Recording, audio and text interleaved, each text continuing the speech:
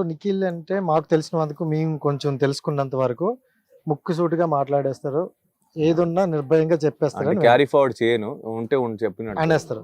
But ఇదే ఆ house లో అలా చెప్తే చాలా నెగిటివ్ అవుతుందని, అంటే కొంతమందికి ఇప్పుడు ఐ మీన్ ప్రతి వీక్ నామినేషన్స్ అవ్వచ్చు, చిన్న చిన్న సిల్లీ రీజన్స్ నామినేషన్ చేసి మనం చూసాం. సో అదే అలాంటివి నెగిటివ్ అవుతాయి అనుకోవచ్చా? ఇంకా వాళ్ళు ప్లే అది. Hmm. ఇంకా వాళ్ళు ఇప్పుడు నేనైతే ఇలా ఇంతే బస్, నేను ఇంతే ఓకే. ఉంటే చెప్తా, లేదని లేదు. Hmm. అది మీరు ఎలా నామినేషన్ లో దాన్ని రీజన్ గా వాడతారా, ఇలా ఇంకో చోట వాడతారా, అది మీ ఇష్టం. Hmm. జనాలు చూస్తారు కదా, వాళ్ళు 70-80 కెమెరాలు ఉంటాయి, చూస్తారు కదా, కనిపిస్తుంది కదా. సో నిఖిల్ ఇండివిజువల్ గా ఆడతారా, గ్రూప్ అనేది క్రియేట్ అవుతుందా? తెలియదండి. అక్కడికి వెళ్ళిన తర్వాత ఎవరు వస్తున్నారో తెలియదు, ఎవరితో ఎలా బాండింగ్ వస్తుందో తెలియదు, ఎంత Okay. ఫ్రెండ్స్ అవుతాం, ఎంత ఫ్రెండ్షిప్ బాండింగ్ వస్తుందో ఏం తెలియదు. Hmm. డిపెండ్స్.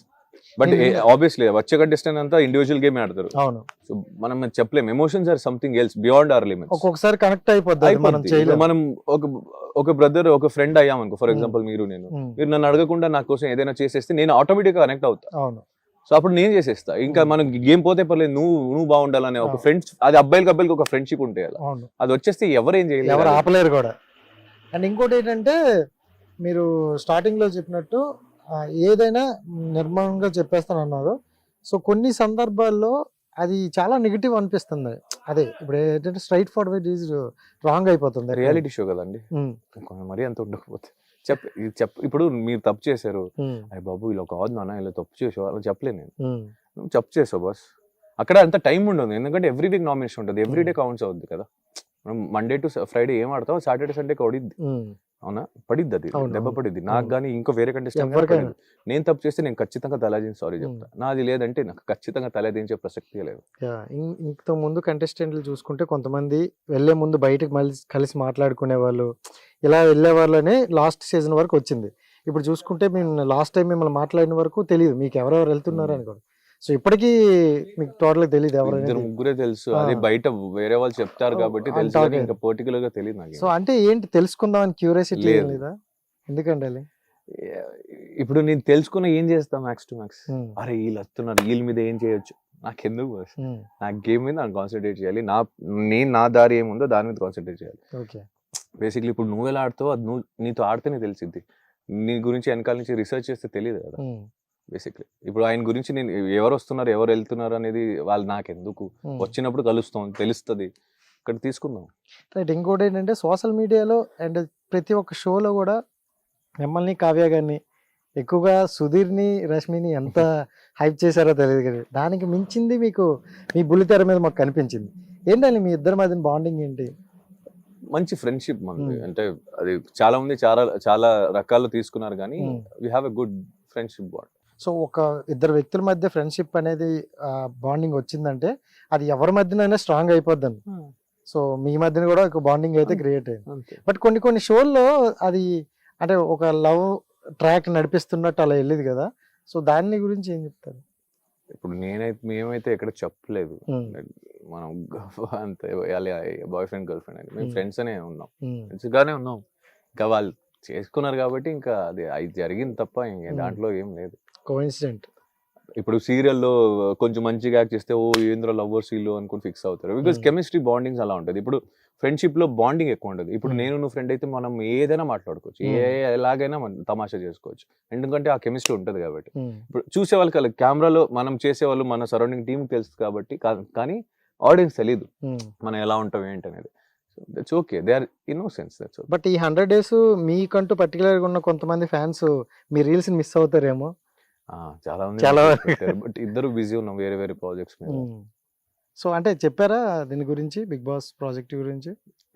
లేదండి, ఇంకా నేను చెప్పలేదా? వెళ్ళే ముందు చెప్పకూడదు, ఫ్రెండే కదా సపోర్ట్ చేయాలి. ఎవరికి? తనకు, కావ్య గారికి. తనకు తెలుసులే, ఇంకెవరికి అనుకోండి, నేను అందరికీ ఎలా చెప్తాను. సో కావ్య గారికి చెప్పి అంటే అట్లీస్ట్ సపోర్ట్ ఉంటది కదా మనకి అటు నుండి. ఈ సపోర్ట్ కోసం అయితే నేను ఏం చెప్పలేదండి, తనకు తెలుసు, యాక్చువల్లీ నాకైనా ముందు తనకే తెలుసు. ఓకే. తనకి ఏమైనా అప్రోచ్ వచ్చిందా? అది నేను అడగలేదు, తెలియదు అది actually. So okay. And then ఈ సీరియల్ వరకు వస్తే, అంటే మీరు సీరియల్ చేస్తున్నారు, ఆడియన్స్ కి దగ్గరలో ఉన్నారు కాబట్టి ఇప్పుడు నెక్స్ట్ ఏంటి, ఈ సీరియల్ పరిస్థితి ఏంటి ఈ 3 months? మరి ఇది యాక్చువల్లీ 2 సీరియల్ వైండ్ అప్ అవుతుంది. సో సేమ్ టైం ఇది వైండ్ అప్ అయ్యి ఇంకా 3-4 days లో ఇది స్టార్ట్ అవుతుంది. సో అందుకే అలాగే మర్జ్ అయిపోయింది ఇంకా. సో అంటే మీ క్యారెక్టరైజేషన్ లేదు సీరియలే వైండ్ అయిపోతుంది. Serial క్యారెక్టర్ ఇంకా. ఓకే.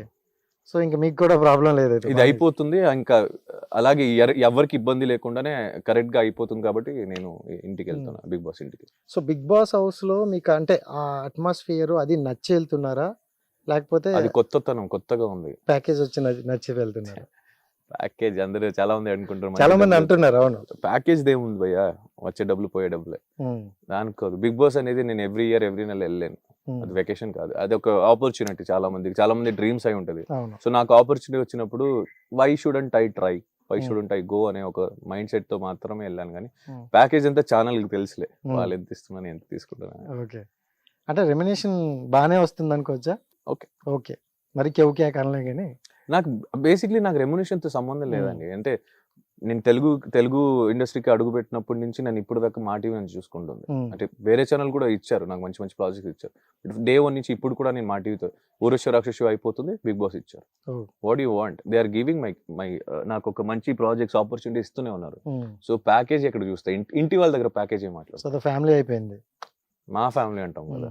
ఇప్పుడు అమ్మ నాన్న దగ్గర ప్యాకేజ్లు మాట్లాడతాం ఏంటి? ఓకే, అంటే అల్టిమేట్ గా నీ గోల్ ఏంటి, డ్రీమ్ గోల్ అంటే ఒకటి ఉంటది కదా, మన యాక్టర్ గా వస్తున్నప్పుడు నేను సినిమాలో ఎలాంటి రోల్స్ అవ్వాలి.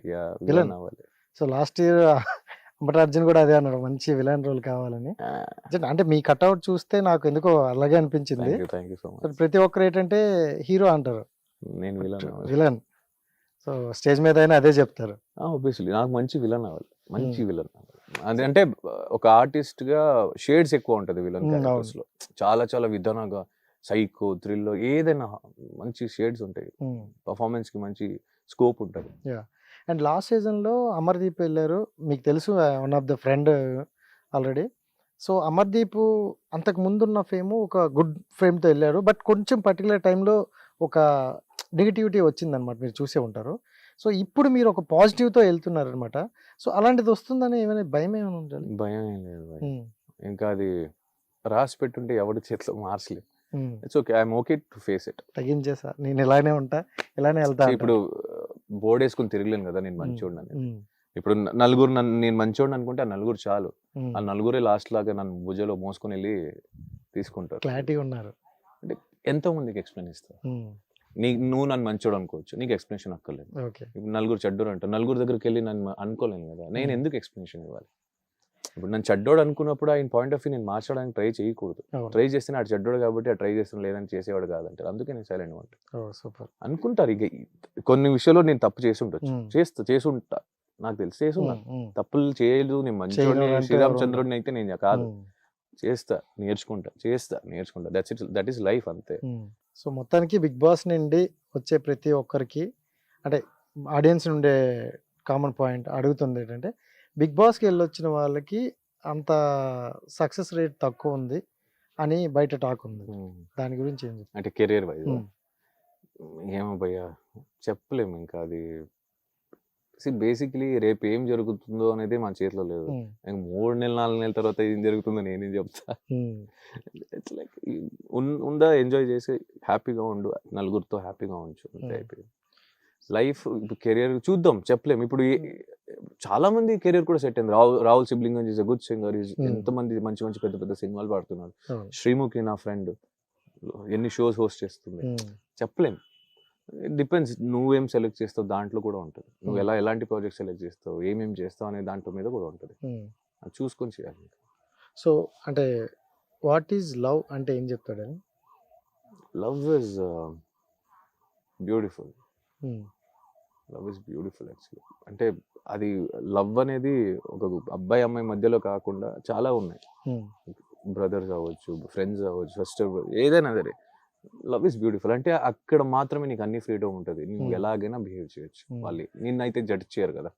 ఇప్పుడు నువ్వు చాలా మస్తు అంటే నేను ఎంత వర్స్ట్ గా బిహేవ్ చేశారో నువ్వు నవ్వి అరే పక్కకి రా అని తిడతావే తప్ప జడ్జ్ చేయవు. అరే నువ్వేంట్రా వేరే ముగ్గురు దగ్గరికి వెళ్ళి ఇంకోలాగా చెప్పవు. That is pure, that is like wonderful. Super. Love marriage చేసుకుంటారా, అరేంజ్ మ్యారేజ్, అంటే ఏది బెటర్ అంటారు? డిపెండ్స్, అది చెప్పలేము. అంటే ఒక్కొక్కరిది ఉంటుంది. నాకు తెలిసి లవ్ మ్యారేజ్ అయ్యేది. Love marriage. నాకు తెలిసి చెప్పలేను, మళ్ళీ అరేంజ్ అయిపోతే మళ్ళీ నువ్వు లవ్ మ్యారేజ్ అని చెప్పేవాడు, చెప్పలేదు. బికాస్ ఇప్పటి వరకు అయితే లవ్ మ్యారేజ్. ఇప్పుడైతే నాకు అనిపించేది ఏంటంటే ఓకే మేబీ నేను అయితే లవ్ మ్యారేజే అవుతానేమో అనిపిస్తుంది. సో అలాగే ఉంటేనే బెటర్ అని మనకి ఇప్పుడే ఫీలింగ్. నాకున్న ఫీలింగ్ బెటర్, మళ్ళీ మారిద్దేమో నాకు తెలియదు, మారొచ్చు జనరల్ గా ఇప్పుడున్న సొసైటీలో మనం చూస్తున్నాం చాలా మందిని. కాబట్టి లవ్ లో అబ్బాయిలు జెన్యున్ గా ఉంటారా, అమ్మాయిలు జెన్యున్ గా ఉంటారు? ఇద్దరు ఉంటారు, ఇద్దరు ఉండరు. ఇట్ డిపెండ్స్ అండి. అంటే బేసిక్లీ జెన్యునిటీ అనేది ఒక రిలేషన్షిప్ వచ్చినప్పుడు, బేసిక్లీ ఇప్పుడు అన్న తమ్ముళ్ళు అవ్వచ్చు, అక్క చెల్లెలు అవ్వచ్చు, అమ్మ పిల్లలు అవ్వచ్చు, వీళ్ళ రిలేషన్షిప్ లో బ్రేకప్ డివోర్స్ అనే ఆప్షన్ లేదు. అది only lovers and husband and wife మధ్య ఉంది. ఆ ఆప్షన్ ని తీసేస్తే ఏదైనా కానీ నువ్వే నాకు అన్నట్టు ఫిక్స్ అయితే అందరూ బాగుంటారు, లేదనేది కాదు. గొడవలు రావచ్చు, ఇట్స్ కామన్. అవును, డిపెండ్స్. అంటే మీరు ఏం మెంటాలిటీ, ఏం స్టేట్ ఆఫ్ మైండ్ లో వెళ్ళి కమిట్ అవుతారు, దాని మీద ఉంటుంది.